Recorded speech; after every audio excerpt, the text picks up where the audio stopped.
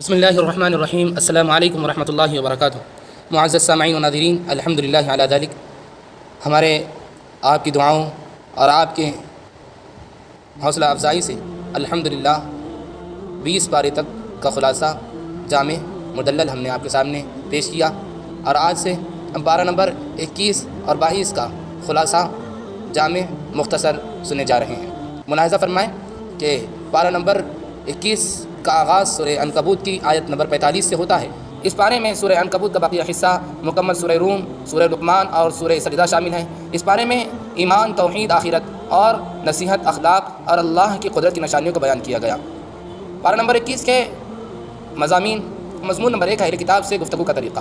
پارے کے آغاز میں بتایا گیا کہ اہل کتاب سے بحث و گفتگو نرم اور حکمت کے ساتھ ہونی چاہیے۔ اللہ تعالیٰ فرماتا ہے کہ ہم سب کا معبود ایک ہی ہے اور ہم اسی کے فرمانبردار ہیں۔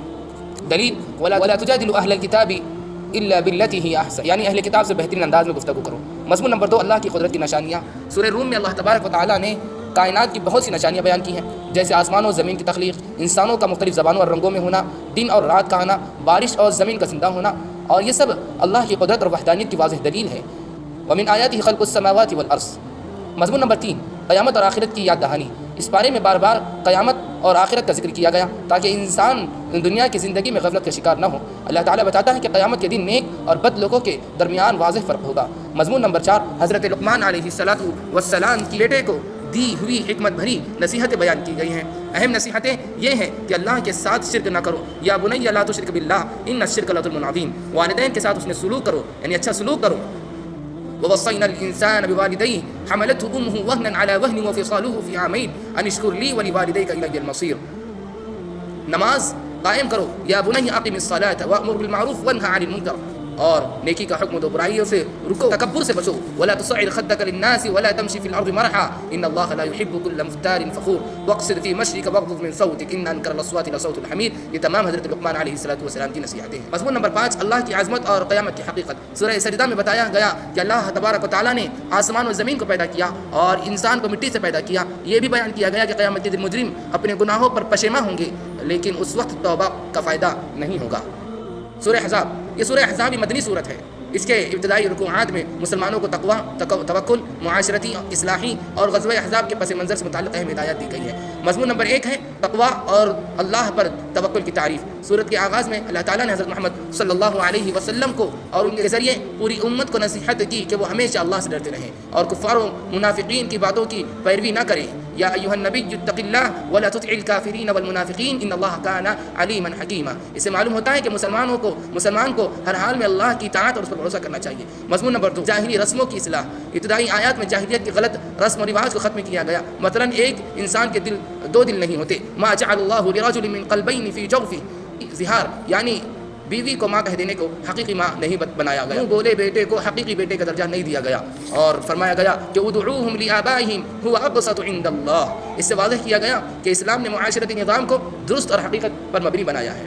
مضمون نمبر 3 ہے نبی کریم صلی اللہ علیہ وسلم کا مقام اور مسلمانوں سے تعلق۔ قرآن نے بتایا کہ حضرت محمد مصطفیٰ صلی اللہ علیہ وسلم مومنوں کے لیے ان کی جانوں سے بھی زیادہ قریب اور زیادہ حق رکھتے ہیں۔ النبی اولی بالمؤمنین من انفسهم وازواجہ امہاتہم، یعنی نبی صلی اللہ علیہ وسلم کا حکم ہر مسلمان کے لیے اپنی خواہش سے بھی زیادہ اہم ہے۔ مضمون نمبر 4 ہے غزوہ احزاب کا پس منظر۔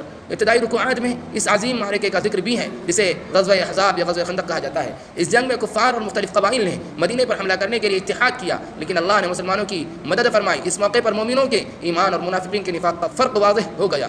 دلیل ھذا ما وعد اللہ ورسولہ، مومنوں نے مشکلات کے باوجود اللہ اور اس کے رسول کے وعدے پر یقین رکھا۔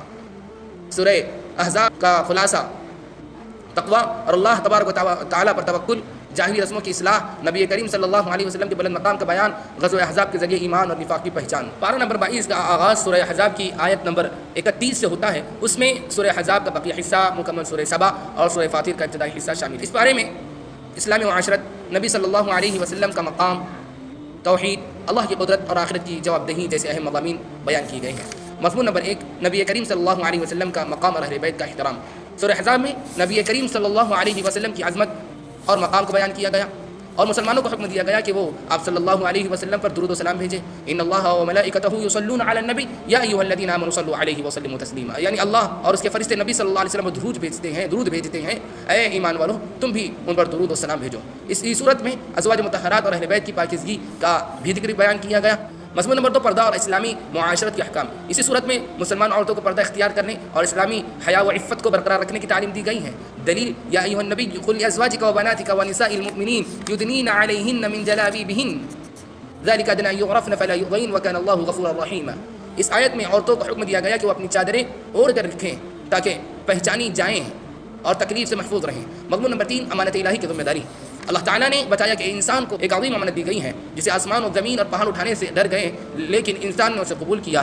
ان عرضنا الامانة على السماوات والارض والجبال فابين ان يحملنها واشفقن منها وحملها الانسان انه كان ظلوما جهولا. اس سے مراد شریعت کی ذمہ داری اور اللہ کے احکام کی پابندی ہے. مضمون نمبر 4 ہے حضرت داؤد علیہ السلام اور حضرت سلیمان علیہ السلام پر اللہ کے انعامات. سورہ سبا میں اللہ تعالیٰ نے حضرت داؤد علیہ السلام اور حضرت سلیمان علیہ السلام کو دی گئی نعمتوں کا ذکر کیا ہے، جیسے پہاڑوں اور پرندوں کا حضرت داؤد علیہ السلام کے ساتھ ذکر کرنا. وَلَقَدْ آتَيْنَا دَاوُودَ مِنَّا فَضْلًا يَا جِبَالُ أَوِّبِي مَعَهُ وَالطَّيْرَ. اور حضرت داؤد علیہ السلام کے لیے لوہے کو نرم کرنا. وَأَلَنَّا لَهُ الْحَدِيدَ. حضرت سلیمان علیہ السلام کے لیے جنات ہوا اور پرندوں کو تابع کرنا. وَلِسُلَيْمَانَ الرِّيحَ غُدُوُّهَا شَهْرٌ وَرَوَاحُهَا شَهْرٌ وَأَسَلْنَا لَهُ عَيْنَ الْقِطْرِ ومن الجن من يعمل بين يديه بإذن ربه ومن يزغ منهم عن أمرنا نذقه من عذاب السعير. سب اللہ کی قدرت اور اس کے فضل کی نشانیاں ہیں. مضمون نمبر 5 ہے قوم سبا کی ناشکری. اسی صورت میں قوم سبا کا واقعہ بیان کیا گیا کہ اللہ نے انہیں خوشحال سرزمین اور بہترین رزق دیا لیکن انہوں نے اس ناشکری کی جس کی وجہ سے ان پر سیل عرم تباہ کن سیلاب آیا اور ان کی بستی برباد ہو گئی. لقد كان لسبأ في مسكنهم آية جنتان عن يمين وشمال كلوا من رزق ربكم واشكروا له بلدة طيبة ورب غفور فأعرضوا فأرسلنا عليهم سيل العرم وبدلناهم بجنتيهم جنتين ذواتي أكل خمط وأثل وشيء من سدر قليل. یہ واقعہ انسان کو شکر گزاری کی تعلیم دیتا ہے. مضمون نمبر 6 اللہ کی قدرت اور تخلیق کی نشانیاں. سورہ فاطر کے آغاز میں اللہ تبارک و تعالیٰ نے اپنی قدرت کی نشانیاں بیان کی ہیں. جیسے فرشتوں کو مختلف پروں کے ساتھ پیدا کر الحمدللہ فاطر السماوات والارض جاعل الملائکۃ رسلا اولی اجنحۃ مثنی وثلاث ورباع یزید فی الخلق ما یشاء ان اللہ علی کل شیء قدیر. آسمان و زمین کا نظام، بارش کے ذریعے زمین کو زندہ کرنا، یہ سب اللہ کی وحدانیت اور قدرت کے دلائل ہے. خلاصہ کلام پارہ نمبر 22 میں ہمیں یہ بنیادی تعلیمات ملتی ہیں. نبی کریم صلی اللہ علیہ وسلم کی عظمت احترام، اسلامی معاشرت اور پردے کے احکام، اللہ کی امانت اور انسانی ذمہ داری، انبیاء پر اللہ کی نعمتیں، شکر گزاری کی اہمیت، کائنات میں اللہ کی قدرت کی نشانیاں. یہ پارہ انسان کو ایمان، شکر گزاری، اطاعت رسول صلی اللہ علیہ وسلم اور آخرت کی تیاری کی طرف متوجہ کرتا ہے. اللہ تبارک و تعالی ہم سب کو قرآن احکام پر عمل کرنے والا بنائے. آمین یا رب العالمین. السلام علیکم ورحمۃ اللہ وبرکاتہ.